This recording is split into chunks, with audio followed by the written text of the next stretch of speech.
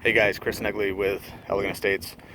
I wanted to do a quick little video. We've had people asking about little circular formations on the side of their house. And this is sometimes after we do this house wash, usually 99% of the time, I would say. People don't notice imperfections in their house or issues with their house until after it's clean.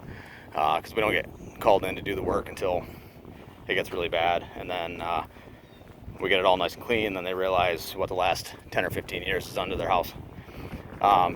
So we've had questions on the little circular dots, and I think you'll probably be able to pick them up on the side of this building. Let me turn the camera on. Just hang tight, and I'll show you what I'm talking about here.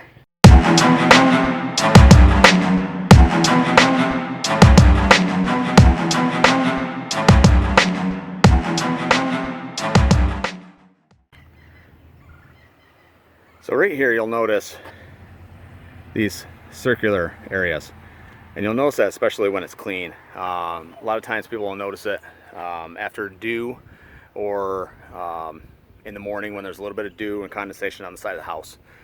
And what that is essentially is, I'm not sure exactly the science behind it, but I know that those actually are a result of the nails behind the siding. So whether it's nails that were used to install the siding, or nails that were installed to install the nails that were used to install the sheathing, or even the Tyvek house wrap.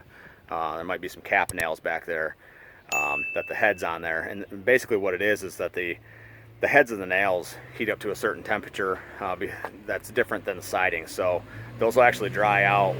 The siding surface will dry out a little differently. Say when there's like something warmer behind it, it'll dry out a little bit quicker than the surface of the siding. So those are not stains.